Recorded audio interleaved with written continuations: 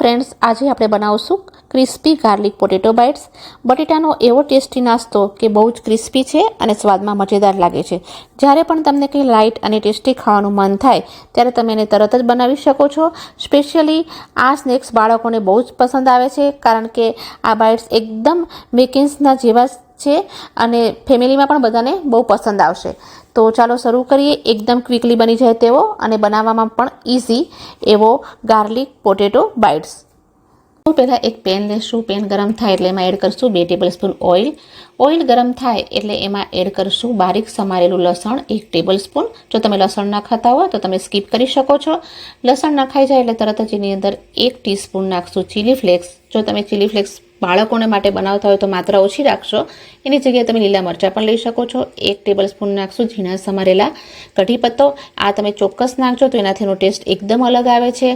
ગેસની ફ્લેમ લો રાખશું. બધી જ વસ્તુને લગભગ 1 થી 2 મિનિટ માટે સોટે કરશું કે જેને કારણે લસણ અને લીમડાની જે કચાશ છે એ દૂર થઈ જાય અને ચીલી ફ્લેક્સ પણ તેલની અંદર સારી રીતે સોટે થઈ જાય કે એનો કલર પણ ચેન્જ થઈ જાય. તો તમે જોઈ શકો છો 1 થી 2 મિનિટ થઈ ગઈ છે, સરસ સોટે થઈ ગયા છે. તો હવે એડ કરશું આપણે એની અંદર 1 કપ પાણી. પાણી એડ થઈ જાય એટલે કે તરત જ એને એક વખત ચલાવી લેશું કે જેને કારણે ચીલી ફ્લેક્સ નીચે બેસી ના જાય. હવે એની અંદર એડ કરશું સ્વાદ પ્રમાણે મીઠું. મેં અહીંયા 1 ટીસ્પૂન મીઠું લીધું છે. તમે તમારા સ્વાદના એકોર્ડિંગ લઈ શકો છો. ફરીથી એકવાર ચલાવી લેશું કે જેને કારણે પાણીની અંદર મીઠાનો સારો એવો ટેસ્ટ આવી જાય. પાણી ઉકળવા દેશું અને પાણી ઉકળી ગયું છે તો હવે એની અંદર એડ કરશું 1 કપ ચોખાનો લોટ. જે કપેથી મેં પાણી લીધું હતું એ કપેથી ચોખાનો લોટ અંદર એડ કરવાનો છે. બધી વસ્તુને સારી રીતે મિક્સ કરશું. ગેસની ફ્લેમ આપણે લો જ રાખવાની છે. તમે જોઈ શકો છો કે ચોખાના લોટ નાખ્યા પછી તરત જ એ પાણી એબ્ઝોર્બ કરી લે છે. તો હવે એને લગાતાર ચલાવતા રહેશું કે જેને કારણે એક પણ લમ્પ્સ ના પડે અને તળિયે ચોટે નહીં. તો અહીંયા આગળ ચોખાના લોટને ડો કન્સિસ્ટન્સીમાં આવી ગયો છે, તમે જોઈ શકો છો. તો બસ આપણે આટલું જ એને પકવવાનું છે અને સારી રીતે મિક્સ કરી અને ગેસની ફ્લેમ આપણે બંધ કરી દઈશું. હવે આપણે એને કવર કરી અને 5 થી 10 મિનિટ માટે રાખી મૂકશું. અહીંયા મેં 2 બાફેલા બટેટા લીધા છે મીડિયમ સાઇઝના. એને ગ્રેટ કરી લેશું. એને ગ્રેટ કરવા અથવા તો મેશ કરવા, નહીંતર એના કોઈ પણ એક ચંક્સ રહી ગયા તો જ્યારે તમે એને તળવા માટે મૂકશો ત્યારે અંદરથી ફાટી જશે. એટલે ગ્રેટ કરવાને બહુ જરૂરી છે અને સાથે સાથે એ ગ્રેટ કરવાથી સ્ટાર્ચ પણ રિલીઝ કરે છે તો આપણે બાઇન્ડિંગમાં પણ કામ આવશે. તો અહીંયા આગળ આપણા બધા જ બટેટા ગ્રેટ થઈ ગયા છે. અહીંયા ચોખાનો લોટ પણ આ રીતે છૂટો કરી નાખવાનો અને ઠંડો થઈ ગયો છે એ બરાબર ચેક કરી લેવો.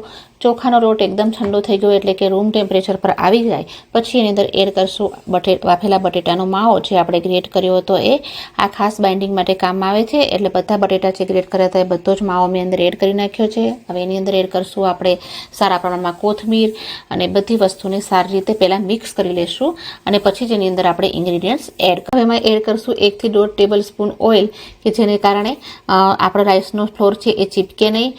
સ્વાદ પ્રમાણે મીઠું નાખશું. મીઠું આપણે પહેલાં પણ નાખી ચૂક્યા છીએ એટલે ધ્યાનમાં રાખીને મીઠું એડ કરવું. આ રીતે એને મિક્સ કરતા જવું અને લોટ બાંધતા જવું. રાઈસનો ફ્લોર છે એટલે લોટ બાંધવામાં થોડીક તકલીફ પડે પણ તમારે બધી જ વસ્તુને સાથે ભેગી કરતી જવાની અને લોટ બાંધતા જવાનું. આ સ્ટેજ પર કદાચ તમને એમ લાગે કે લોટ બહુ ઢીલો થઈ ગયો છે તો એની અંદર કોર્નફ્લોર તમે એડ કરી શકો છો અથવા તો રાઈસ ફ્લોર પણ એડ કરી શકો છો. પણ જે માપ પ્રમાણે આપણે અત્યારે કરીએ છીએ તો અત્યારે આમાં કોઈ પણ લોટની કે કોઈ પણ વસ્તુની જરૂર પડી નથી. તો આ રીતે લોટને ભેગા કરતા જશું અને લોટ બાંધતા જશું. તો તમે જોઈ શકો છો કે એકદમ સરસ આપણો લોટ બાંધીને તૈયાર થઈ ગયો છે. તો આમાં એક પણ વસ્તુ આપણે એડ નથી કરી તેમ છતાં એકદમ સ્મૂથલી લોટ બાંધીને તૈયાર થઈ ગયો છે. હવે લોટ બંધાઈ જાય પછી એને લગભગ આપણે 2 થી 3 મિનિટ માટે રાખી મૂકશું અને પછી આગળની પ્રોસેસ કરશું. તો અહીંયા એકદમ સરસ લોટ બંધાઈ ગયો છે. હવે હાથને ઓઇલથી ગ્રીસ કરી લેશું અને જે લોટ બાંધ્યો હતો એમાંથી થોડો પોર્શન લઈ લેશું અને પહેલાં તો એને સર્કલ શેપ કરશું અને પછી તમારે જે શેપ આપવો હોય તમે શેપ આપી શકો છો. અહીંયા હું સિલિન્ડ્રિકલ શેપ આપું છું કારણ કે માર્કેટમાં આ ટાઈપના જ બધા મિકેન્સ મળે છે તો બાળકો ખુશ થઈ જાય એટલે આ ટાઈપનો શેપ હું અત્યારે આપું છું. તો તમે જે પસંદ હોય એ ટાઈપનો શેપ આપી શકો છો પણ આ શેપ વધારે પ્રિફરેબલ છે. તો મેં અહીં આગળ એક બનાવીને તૈયાર કરી નાખ્યો છે. તમે જોઈ શકો છો કે એકદમ માર્કેટ જેવો શેપ તૈયાર થઈ ગયો છે અને એકદમ ઇઝીલી બની જાય છે. તો અહીંયા મેં એક બનીને રેડી કરી નાખ્યો છે, એને આપણે એક પ્લેટમાં મૂકી દઈશું. તો હવે આ રીતે હું બધા જ જે શેપ છે એ બનાવીને રેડી કરી નાખીશ. તો સેમ પ્રોસીજરથી કરશું. થોડોક પોર્શન લેશું, એને થોડોક સર્કલ કરી નાખશું અને એની જે એજીસ છે એને થોડીક ઓવેલ શેપમાં વણી અને આ રીતે કરી નાખશું. તો આપણને સિલિન્ડ્રિકલ શેપ મળીને તૈયાર થઈ જશે.